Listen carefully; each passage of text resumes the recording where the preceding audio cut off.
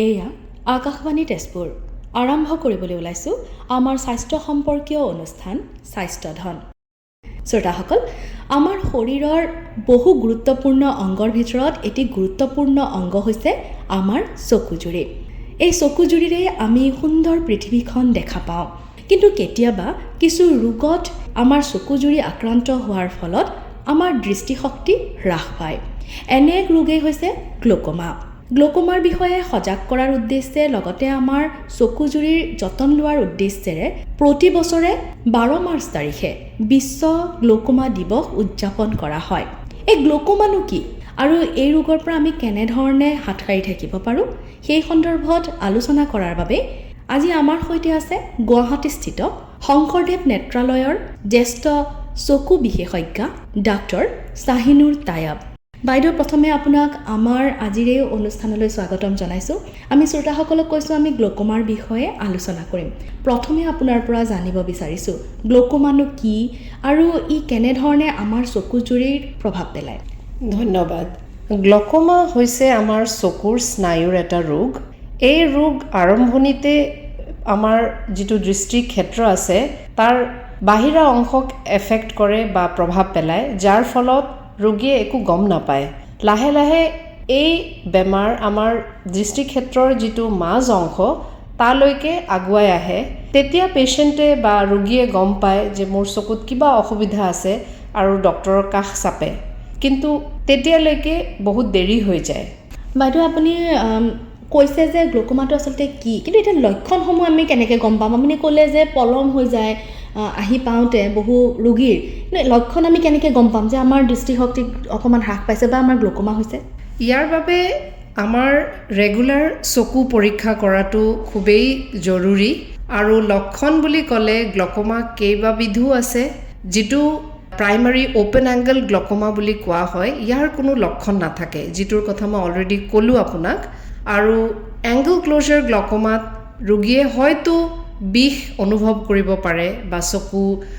পোহৰৰ ফালে চালে ৰামধেনুৰ নিচিনা পোহৰ দেখা পাব পাৰে, কিন্তু প্ৰায়ভাগ গ্ল'কমাত আপোনাৰ একো লক্ষণ নাথাকিবও পাৰে। সেয়েহে নিয়মিতভাৱে চকু পৰীক্ষা কৰাটো খুবেই জৰুৰী, অতিকৈ প্ৰয়োজনীয়, নহয় জানো? কিন্তু বহু সময় দেখিবলৈ পোৱা যায় আমি শৰীৰৰ বাকীসমূহ অংগত যিমান যতন লওঁ, ক'ৰবাত হয়তো আমি চকুজুৰি অকণমান অৱজ্ঞা কৰোঁ নেকি? হয়, যিসকলে চশমা পিন্ধিব লগা হয় তেখেতসকলৰ চকু পৰীক্ষা নিয়মিতভাৱে সময়ে সময়ে হৈয়ে থাকে, কিন্তু যিসকল চশমা নিপিন্ধে ইউজুৱেলি বা সাধাৰণতে তেওঁলোকে চকু পৰীক্ষাটো ইমান জৰুৰী বুলি নাভাবে। কিন্তু যেনেকৈ আমাৰ বয়স বাঢ়ি যায় গ্ল'কমা হোৱাৰ সম্ভাৱনাটোও বাঢ়ি যায়। বিশেষকৈ 40 বছৰৰ ওপৰৰ মানুহখিনি ৰেগুলাৰ চেকআপ কৰাটো খুবেই জৰুৰী। আৰু পৰিয়ালত যদি কাৰোবাৰ গ্ল'কমা আছে তেনেহ'লে সেইসকল কম বয়সতেই চকু পৰীক্ষা কৰাটো উচিত। আৰু যিমান বয়স বাঢ়িব, বিশেষকৈ 40 বছৰৰ ওপৰত, তেওঁলোকে সময়ে সময়ে চকু পৰীক্ষা কৰিব লাগে। আপুনি কৈছে বংশত কাৰোবাৰ থাকিলে এই বেমাৰটো বংশগত নেকি? হয়, বহু সময়ত ই বংশগত হ'বও পাৰে আৰু বহু সময়ত ই বংশত নাথাকিলে এনেও হ'ব পাৰে। সেইকাৰণে জেনেটিকটো এটা ৰিস্ক ফেক্টৰ বা হোৱাৰ সম্ভাৱনাটা বেছি থাকে যদিহে আপোনাৰ পৰিয়ালত কাৰোবাৰ গ্ল'কমা থাকে। হয়, যদি আমাৰ আপুনি কৈছে যিদৰে 40 বছৰৰ ঊৰ্ধৰ যিসকল ব্যক্তি আছে তেওঁলোক সজাগ হ'ব লাগে। কম বয়সৰ মানুহৰো গ্ল'কমা হ'ব পাৰে নেকি? যদি আমি কওঁ শিশুৰ বা আমাৰ যিসকল প্ৰাপ্তবয়স্ক আছে তেওঁলোকৰ? হয়, শিশুসকলৰো গ্ল'কমা হ'ব পাৰে। আৰু আমাৰ সমাজত এই শিশুৰ গ্ল'কমাৰ বিষয়ে সজাগতা অতি কম। সেয়েহে মই এই সুবিধাটো লৈছোঁ চবকে অৱগত কৰাবলৈ যে শিশুসকলৰো গ্ল'কমা হ'ব পাৰে। পৰিয়ালত গ্ল'কমা থাকিলে সেইটো হোৱাৰ সম্ভাৱনা বেছি। আজিকালি প্ৰায়ভাগ ডেলিভাৰী বা বাচ্ছাৰ জন্ম আপোনাৰ হস্পিটেলতে হয়। সেয়েহে আপোনাৰ পিডিয়াট্ৰিচিয়ানে সাধাৰণতে চকু পৰীক্ষা কৰিয়ে হস্পিটেলৰ পৰা ডিছচাৰ্জ দিয়ে। কিন্তু তথাপি কিছুমান লক্ষণ ধৰক হস্পিটেলত নহয়, কেইদিনমান পিছত আৰম্ভ হ'ব পাৰে। তো লক্ষণসমূহ মানে শিশুৱে পোহৰৰ ফালে চাবলৈ দিগদাৰ পাব পাৰে, পোহৰ দিলে চকু বন্ধ কৰি দিব বা ৰ'দত ওলাই গ'লে চকু মুদি দিব, চকুৰে বেছিকে পানী ওলোৱা বা চকুৰ ৰংটো মানে অলপ বগা হৈ যোৱা, এইখিনি লক্ষণ যদি থাকে অতি শীঘ্ৰে চকু পৰীক্ষা কৰাব লাগে। হয়, এইটো শিশুৰ ক্ষেত্ৰত অতিকৈ জৰুৰী নহয়। এতিয়া আমি আহিছোঁ চিকিৎসা, গ্লকমাৰ লক্ষণৰ বিষয়ে যিহেতু আমি গম পালোঁ, শিশুৰ ক্ষেত্ৰতো আপুনি ক'লে চিকিৎসা কেনেধৰণৰ আছে, কাৰণ এতিয়া দিনকে দিনে আমাৰ চিকিৎসা ক্ষেত্ৰখনো কিন্তু অগ্ৰগতি লাভ কৰিছে। হয়, যিহেতু শিশুসকলৰ গ্লকমাৰ বিষয়ে মই ক'লোঁ, তেখেতসকলৰ চিকিৎসা কিন্তু মেইনলি অস্ত্ৰোপচাৰ হয়। সেইকাৰণে এইটো বহুত ইম্পৰ্টেণ্ট বা খুব জৰুৰী, কিয়নো সময়ে চোৱাত যদি আমি অপাৰেশ্যন কৰি দিওঁ শিশুৰ চকুৰ দৃষ্টিটো আমি ৰক্ষা কৰিব পাৰোঁ, আৰু যদি পলম হয় তেনেহ'লে কিন্তু দৃষ্টিশক্তি হেৰুৱাই দিব পাৰে। আৰু ডাঙৰৰ ক্ষেত্ৰত সাধাৰণতে আমি চকুৰ ড্ৰপ দি আৰম্ভ কৰা হয়, আৰু বিভিন্ন ক্ষেত্ৰত লেজাৰ ট্ৰিটমেণ্টৰো দৰকাৰ হয়, আৰু যেতিয়া দৰৱত কাম নহয় বা যদি গ্লকমা বহুত এডভান্স ষ্টেজত থাকে তেতিয়া অস্ত্ৰোপচাৰৰ দৰকাৰ হয়। হয়, এতিয়া অস্ত্ৰোপচাৰৰ কিমান ৰিস্কি হয়, বা আমাৰ শিশুৰ ক্ষেত্ৰত যিহেতু আমি কথা কৈছোঁ, শিশুৰ ক্ষেত্ৰত কৈছোঁ, এই বিপদসংকুল নেকি? নহয়, শিশুৰ ক্ষেত্ৰত বিপদ নহয়, খালি এটাই অসুবিধা হয় যে আমি শিশুৰ চকুত অস্ত্ৰোপচাৰ কৰিবলৈ হ'লে জেনেৰেল এনাস্থেচিয়া দিব লাগে। সেয়েহে জেনেৰেল এনাস্থেচিয়াৰ ৰিস্কসমূহতো থাকিব, আদাৰৱাইজ অপাৰেশ্যন বা অস্ত্ৰোপচাৰৰ ফালৰ পৰা একো অসুবিধা নহয়। অপাৰেশ্যন হোৱাৰ পিছত তেওঁলোকৰ দৃষ্টিশক্তি মানে ইম্প্ৰুভহে হয়। এইটো কোনো ধৰণৰ তাত ৰিস্ক নাই, কোনো বিপদ নাই আচলতে। আৰু যিহেতু শিশুৰ চকুত অস্ত্ৰোপচাৰৰ কথা আহে, মানে আমাৰ সমাজত মই দেখিছোঁ যিমান শিশু গ্লকমা লৈ আহে OPDত আৰু তেওঁলোকক আমি বুজাই দিওঁ অপাৰেশ্যনৰ কথা, 10 জনৰ ভিতৰত হয়তো 3-4 জনেহে আগুৱাই আহে অপাৰেশ্যনৰ কাৰণ তেওঁলোকে ভাবে যে শিশুৰ চকুত অপাৰেশ্যন কৰাটো চকুৰ কাৰণে ভাল নহয়, কিন্তু এইটো একচুৱেলি এইটো চকুৰ কাৰণে জৰুৰী। যদি কোনোবাই অপাৰেশ্যন নকৰে তেনেহ'লে অন্ধ হৈ যাব। হয়, তেতিয়াহে আচলতে বিপদ হ'ব, নহয় জানো? হয়, যদি আমি ভাবিছোঁ অস্ত্ৰোপচাৰ কৰিলে আমাৰ বিপদ হ'ব, সেয়া আচলতে নহয়। অপাৰেশ্যনৰ দ্বাৰা বিপদ নহয়, কিন্তু নকৰিলেহে দৃষ্টিশক্তি যায়। তাৰপিছত বহুত সময় ল'ৰা ছোৱালীসকল অলপ ডাঙৰ হোৱাৰ পিছত তেওঁলোকে আনে, ইতিমধ্যে হয়তো এটা চকু অলৰেডি মানে অন্ধ হৈ গৈছে, আৰু যিটো চকু আমি অপাৰেশ্যন বা অস্ত্ৰোপচাৰ কৰোঁ সেইটো মানে যিমান সময় কালত কৰা হ'লে ভাল হ'ল হয়, ইমান ভাল নহয়। হয়, শ্ৰোতাসকলে নিশ্চয়কৈ গম পাইছে আচলতে গ্লুকোমা কিমান এটা আমাৰ বাবে ক্ষতিকাৰক হ'ব পাৰে যদি আমি তাৰ সুচিকিৎসা নলওঁ, তাৰ যদি আমি চিকিৎসা আগতীয়াকৈ নলওঁ, তেনেহ'লে ই কিন্তু আমাৰ দৃষ্টিশক্তি নোহোৱা কৰি দিব পাৰে। আপুনি নিশ্চয় বহু এনেধৰণৰ শিশুৰ অপাৰেশ্যন কৰিছে বা তেওঁলোকে ভাল পাইছে। কিমান সময় লাগে তেওঁলোকে এই পিৰিয়ডটোত, তেওঁলোকৰ অপাৰেশ্যন কৰাৰ পিছত তেওঁলোকে সুস্থ হ'বৰ বাবে? অপাৰেশ্যন আমি কৰাৰ এসপ্তাহ পিছত আকৌ চেকআপত মাতোঁ, আৰু আকৌ 1.5 মাহৰ পিছত ফাইনেল চেকআপ হৈ যায়। যিহেতু শিশু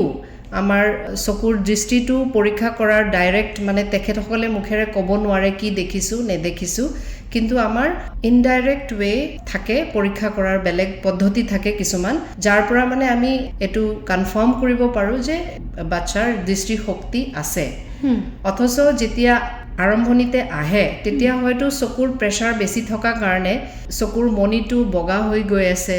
যিটো মানে দেখা যায় বগা হৈ গৈ আছে, অপাৰেশ্যনৰ পিছত সেইটো আকৌ সাধাৰণ যিটো আমাৰ কলা ৰঙৰ হ'ব লাগে সেনেকুৱা হৈ যায়। আৰু যদি আমি ডাঙৰৰ কথা কওঁ, জ্যেষ্ঠসকলৰ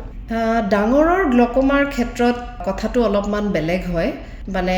এই ক্ষেত্ৰত আপোনাৰ যদি একদম এডভান্স ষ্টেজত গ্লকমাটো ডায়েগন'চিছ হয় বা ধৰা পৰে আৰু অপাৰেশ্যন কৰিবলগীয়া হয়, ইতিমধ্যে আমাৰ দৃষ্টিক্ষেত্ৰত যিখিনি ডেমেজ হৈ গৈছে সেইখিনি আৰু ৰিকাভাৰ নহয় বা সেইখিনি আমি ঘূৰাই নাপাওঁ। সেয়েহে ডাঙৰৰ ক্ষেত্ৰত যিমান সোনকালে আমি ট্ৰিটমেণ্ট বা চিকিৎসা আৰম্ভ কৰোঁ সিমানেই ভাল, কাৰণ এই বেমাৰটো আপোনাৰ সাৰি নাযায়। গ্লকমা এবাৰ ডায়েগন'জ হ'লে মানে এই বেমাৰটো সাৰি নাযায়, কিন্তু আমি তাক কণ্ট্ৰল কৰি ৰাখিব পাৰোঁ, হয় দৰৱৰ দ্বাৰা নহবা অস্ত্ৰোপচাৰৰ দ্বাৰা। সেইকাৰণে চিকিৎসা চলি থকাৰ পিছতো সময়ে সময়ে চকু পৰীক্ষা কৰাটো খুবেই প্ৰয়োজনীয় আৰু যেতিয়া তেখেতসকলে আকৌ ফলো আপত আহে তেতিয়া আমি এজ নিড বা যেনেকুৱা দৰকাৰ সেই হিচাপে আমি ট্ৰিটমেণ্টটো মডিফাই কৰিব লগা হয় যাতে বেমাৰটোৱে বাঢ়ি নাযায় আৰু মানুহজনক অন্ধতাৰ ফালে ঠেলি নিদিয়ে হয় মানে এই অস্ত্ৰোপচাৰ কৰাৰ পাছতো আমি কিন্তু চেকআপটো কৰি থাকিব লাগিব নহয় জানো কাৰণ নহ'লে পুনৰ হোৱাৰ এটা চান্স থাকে হ'ব পাৰে এটা হয় জানো নিশ্চয় লেজাৰ ট্ৰিটমেণ্ট হয় লেজাৰ ট্ৰিটমেণ্টটো এক ধৰণৰ গ্লকমাৰ কাৰণেই হয় কিন্তু মানে কেটাৰেক্ট অপাৰেশ্যনৰ বা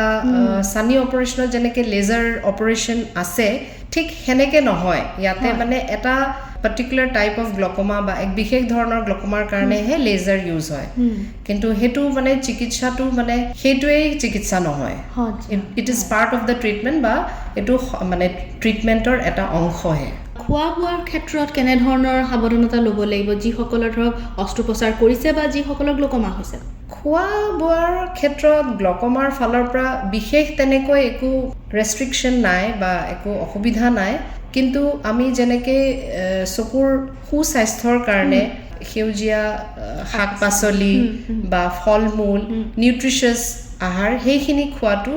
জৰুৰী অতিকৈ প্ৰয়োজনীয় নহয় সেয়া আমি আচলতে এনেও খাব লাগে নহয় জানো চকুৰ যতনৰ বাবে দৃষ্টিশক্তিৰ বাবে আৰু নিশ্চয়কৈ আমাৰ শ্ৰোতাসকলে এতিয়া গম পাইছে গ্লকমানো কি আৰু আমি ইয়াৰ বাবে কেনেধৰণৰ সাৱধানতা ল'ব লাগিব বা আমি এনেধৰণৰ অসুবিধাৰ যদি দেখা পাওঁ তেনেহ'লে নিশ্চয়কৈ চিকিৎসকৰ ওচৰত যোৱাটো অতিকৈ প্ৰয়োজনীয় বাইদেউ ব্যায়াম কিবা আছে নেকি যে আমি ঘৰত কৰিব পাৰোঁ বা এনেধৰণৰ গ্লকমাৰ কাৰণে বিশেষ কোনো ব্যায়াম নাই কিন্তু কিছুমান য়োগাৰ পশ্চাৰ আছে যিখিনি গ্লকমা থাকিলে এভইড কৰিব লাগে বা কৰিব নালাগে যেনে শীৰ্ষাসন কৰিলে আমাৰ মূৰ তলত থাকে গোটেই দেহটো ওপৰৰ ফালে থাকে এইটোৱে চকুৰ চাপটো আৰু বঢ়াই দিয়ে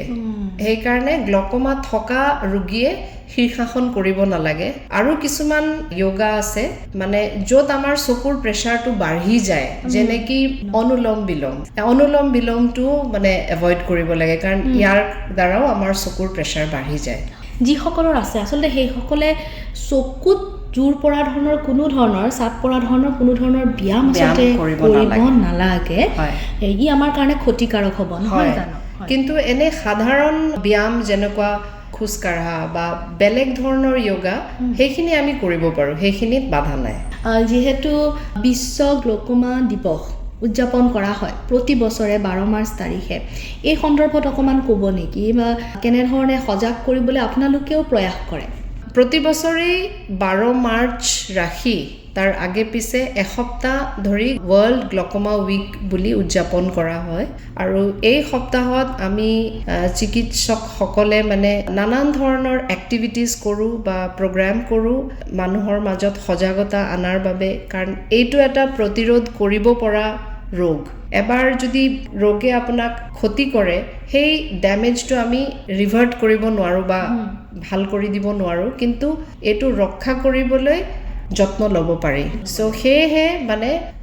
এৱেৰনেছ বা সজাগতাৰ কাৰণে এইটো সপ্তাহ পালন কৰা হয় প্ৰতি বছৰে ইয়াৰ বাবে আমি বিভিন্ন জায়গাত চকুৰ ক্যাম্প কৰোঁ বা আমি বেলেগ বেলেগ অনুষ্ঠানত লেকচাৰো আয়োজন কৰোঁ যাতে এই ৰোগৰ বিষয়ে মানুহ সজাগ হয় আৰু মই বিশেষকৈ শিশু গ্লকমাৰ বিষয়ে সজাগতা আনাটো মানে খুবেই প্ৰয়োজনীয় বুলি ভাবোঁ কাৰণ আমাৰ সমাজত মানুহৰ জ্ঞানটো ইয়াৰ সম্বন্ধে খুবেই কম তো সেয়া নিশ্চয়কৈ এটা অতিকৈ প্ৰয়োজনীয় যে আমি সজাগ হ'ব লাগিব অভিভাৱকসকল বিশেষকৈ সজাগ হ'ব লাগিব নহয়নে যিহেতু আমি শিশুৰ কথা কৈ আছোঁ বৰ্তমান আমি ডিজিটেল যুগত বাস কৰোঁ সকলোবোৰ যেন আমাৰ হাতৰ মুঠিত মোবাইলত আৰু শিশুসকল বিশেষকৈ আকৰ্ষণ হয় দেখিবলৈ পোৱা যায় আকৃষ্ট তেওঁলোক মোবাইলৰ প্ৰতি গেম খেলে তেওঁলোকে বা বাহিৰত খেলা ধূলা এতিয়া শিশুৰ প্ৰায় কমি গৈছে বুলি ক'লেও ভুল নহ'ব এই যে মোবাইলত বহু সময় শিশুৱে অতিবাহিত কৰে বা জ্যেষ্ঠসকলেও অতিবাহিত কৰে নিশ্চয়কৈ আমাৰ চকুৰ ওপৰত প্ৰভাৱ পেলায় হয় শিশুসকলৰ ক্ষেত্ৰত অতিকৈ মোবাইল ব্যৱহাৰ কৰিলে চকুৰ পাৱাৰত এফেক্ট কৰে কিয়নো শিশুসকলৰ চকু গ্ৰ'য়িং আইজ বা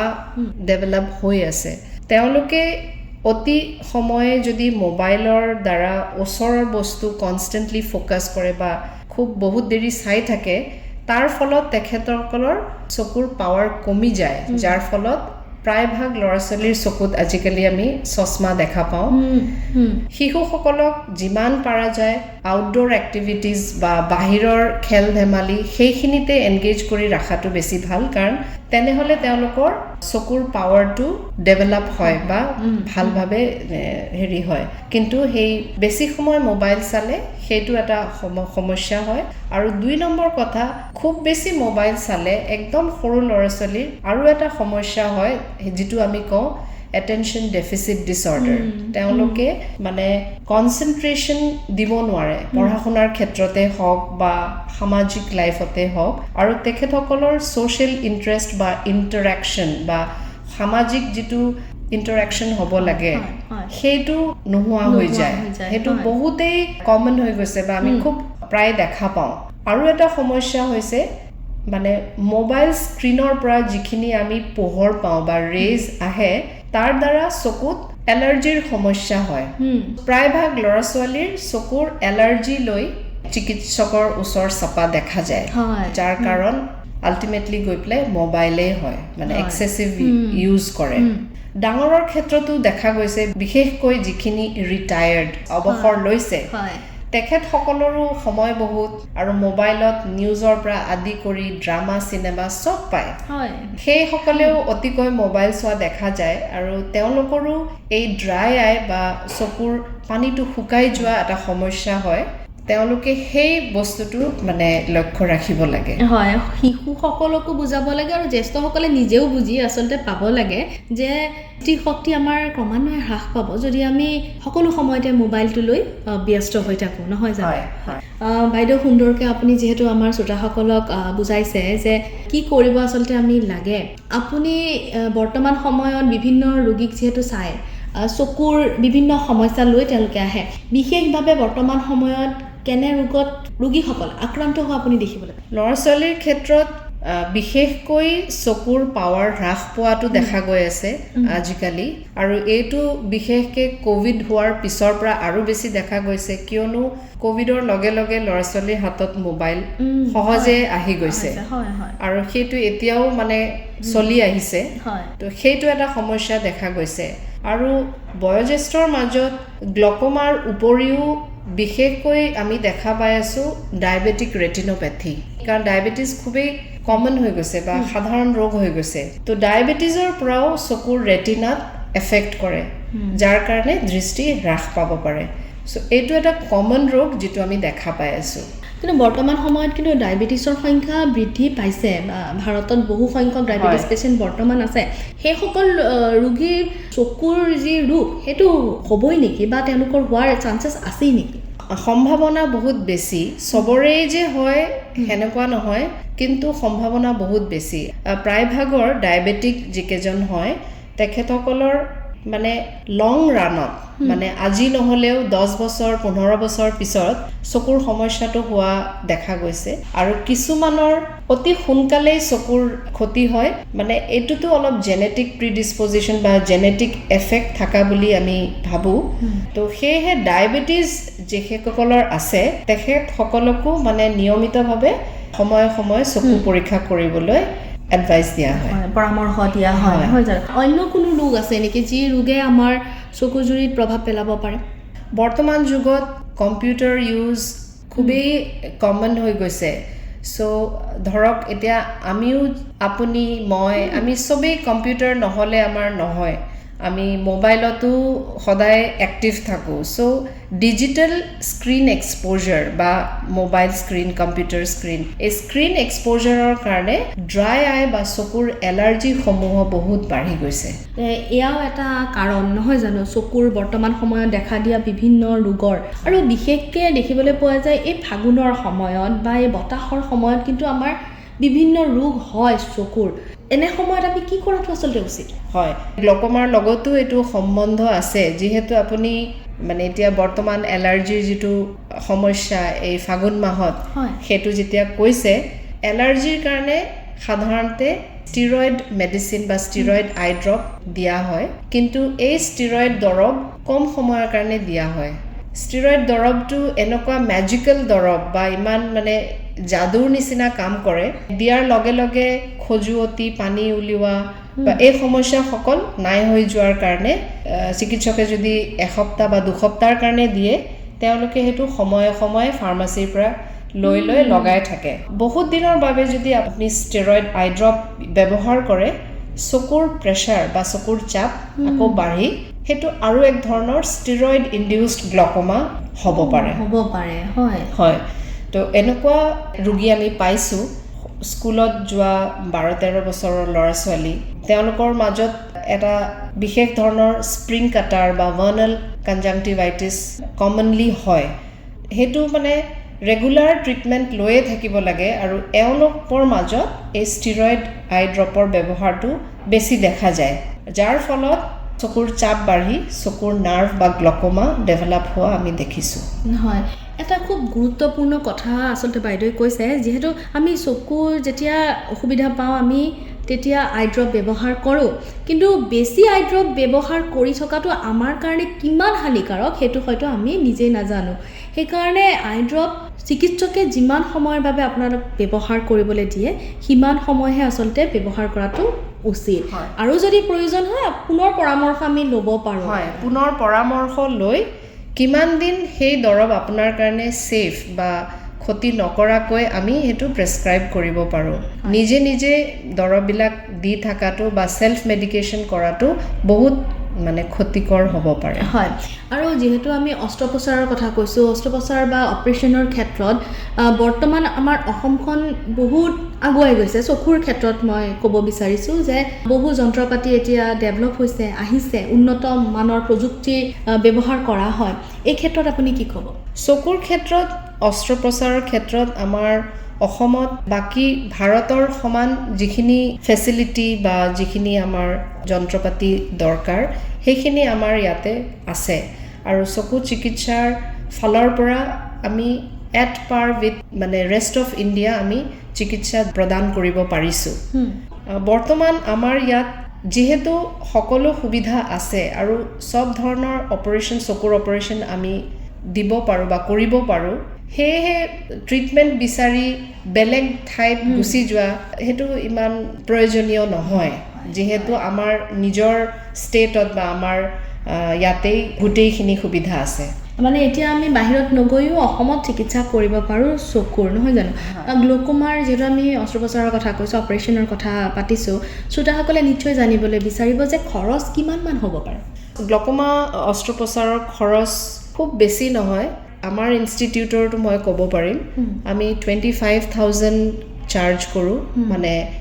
এডাল্ট গ্লকমা সাৰ্জাৰীৰ কাৰণে আৰু শিশুসকলৰ যিটো গ্লকমা অপাৰেশ্যন সেইটোৰ চাৰ্জটো অকমান বেছি হৈ যায় কিয়নো হেতু আমি জেনাৰেল এনাস্থেজিয়া দিব লাগে তো সেইটো এটা এক্সট্ৰা চাৰ্জ এড হৈ যায় আৰু শিশুসকলৰ সাধাৰণতে গ্লকমা অপাৰেশ্যন দুয়োটা চকু একেলগতে কৰা হয় একদিনতেই কৰা হয় যাতে এনাস্থেজিয়াটো বাৰে বাৰে দিবও নালাগে আৰু একবাৰতে আমি এই ট্ৰিটমেণ্টটো দিব পাৰোঁ সো সেই ক্ষেত্ৰত আপোনাৰ 50,000 বা 50,000 মান দৰকাৰ ক্ষেত্ৰত অকমান বেছি হয় আৰু দুটা চকু একেলগতে সাধাৰণতে অপাৰেশ্যন কৰা যায় সো দুটা চকু য'ত একেলগতে আমি এনাস্থেজিয়া দি কৰোঁ তাতে আপোনাৰ 50,000 মান খৰচ হয় এতিয়া বয়োজ্যেষ্ঠসকলৰ যদি হয় তেনেহ'লে তেওঁলোকৰ এটা চকু এটা সময়ত এটাই চকু কৰা হয় আৰু কিছুদিন পিছতহে আমি আৰু এটা চকু কৰোঁ খুব সুন্দৰভাৱে বাইদেৱে আচলতে আমাৰ শ্ৰোতাসকলক কৈছে শ্ৰোতাসকলে নিশ্চয় অনুমান কৰিব পাৰিছে যে এই ৰোগৰ চিকিৎসা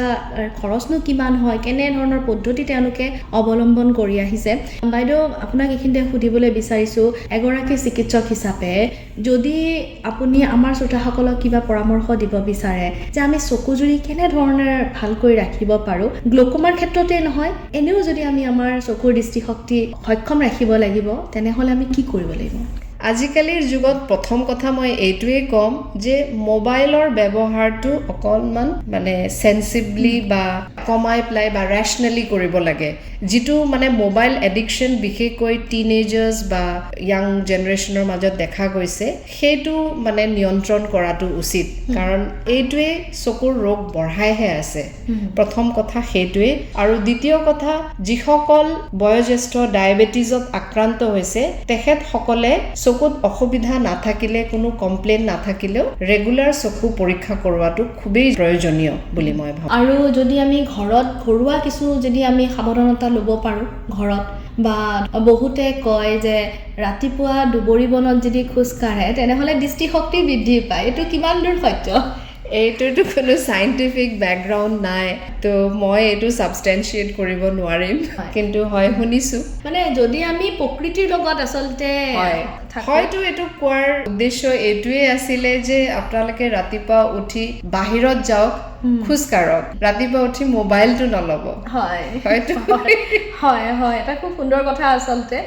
সেইবাবে হয়তো আমাৰ পূৰ্বপুৰুষসকলে কৈছিলে যে প্ৰকৃতিৰ লগত যদি আমি থাকোঁ তেনেহ'লে আমাৰ দৃষ্টিশক্তিও কিন্তু ভালে থাকিব হয় অভিভাৱকসকলক কি ক'ব বিচাৰিব যিহেতু যেতিয়া শিশু এটা জন্ম হয় তাৰপিছত তেওঁলোকে কিন্তু কেনেধৰণৰ যত্ন লোৱাটো উচিত হ'ব চকুৰ ক্ষেত্ৰত হয় চকুৰ ক্ষেত্ৰত নৱজাত শিশু যদি আপোনালোকে দেখে চকু দি পানী পৰি আছে বা চকু ৰঙা হৈছে বা পোহৰৰ ফালে শিশুৱে চাব পৰা নাই বা চকুৰে কেটাৰ ওলাইছে এই সমগ্ৰ যদি দেখা যায় বা চকু বগা পৰি গৈছে তেনেহ'লে আপোনালোকে অৱহেলা নকৰিব চকু বিশেষজ্ঞৰ কাষ চাপি এইটো চিকিৎসা কৰাব লাগিব আৰু অস্ত্ৰোপচাৰৰ পৰা ভয় খাব নালাগে কাৰণ শিশুৰ যিটো গ্লকমা শিশুৰ যিটো সমস্যা সেইটো অস্ত্ৰোপচাৰৰ দ্বাৰাই নিৰ্মূল হয় শেষত বাইদেউ আপুনি কিবা ক'ব বিচাৰিব আমাৰ শ্ৰোতাসকলক আমাৰ চকু আমাৰ কাৰণে খুবেই প্ৰয়োজনীয় ইমাজিন কৰক ভাবি চাওক চকু দৃষ্টি নাথাকিলে পৃথিৱীত একোৱে নাই চ' সেই আমি এই চকুৰ যত্ন লোৱা উচিত সুখাদ্য খাব নিয়মিত ব্যায়াম কৰিব আৰু যিখিনি গুড হেবিটছ যেনে এডিকুৱেট পোহৰ বা ৰুম লাইটত কিতাপ পঢ়িব বা মোবাইল চালেও আন্ধাৰ ৰুমত মোবাইল চাব নালাগে কিছুমান যত্ন ল'ব লাগে চকুৰ ক্ষেত্ৰত হয় তেতিয়া আমাৰ চকুযোৰী নিশ্চয় সুন্দৰ হৈ থাকিব হয় আৰু যদি কিবা চকুৰ অসুবিধা থাকে নিজে নিজে চিকিৎসা নকৰিব চিকিৎসকৰ কাষ চাপি যিটো দৰৱ প্ৰেছক্ৰাইব কৰা হয় সেইটোৱে ব্যৱহাৰ কৰিব হয় খুব সুন্দৰ পৰামৰ্শ আমাৰ শ্ৰোতাসকলক বাইদেৱে দিছে আৰু আমিও আশা কৰিছোঁ ইয়াৰ জৰিয়তে আমাৰ শ্ৰোতাসকল নিশ্চয়কৈ উপকৃত হ'ব ধন্যবাদ জনাইছোঁ বাইদেউ আপুনি ব্যস্ততাপূৰ্ণ সময়ৰ মাজতো আমাক এইখন সময় দিয়াৰ বাবে ধন্যবাদ শ্ৰোতা ইমান পৰে স্বাস্থ্যধন অনুষ্ঠানটি শুনিলে আজি আমাৰ এই অনুষ্ঠানত অংশগ্ৰহণ কৰিলে গুৱাহাটীস্থিত শংকৰদেৱ নেত্ৰালয়ৰ জ্যেষ্ঠ চকু বিশেষজ্ঞা ডাক্তৰ শাহিনুৰ তায়াবে অনুষ্ঠানটি আধৰি সম্পাদনা কৰিলে ৰূপলী বৰাই প্ৰযোজনা অনুষ্ঠান মুৰব্বী ৰূপান্ত কুমাৰ দাসৰ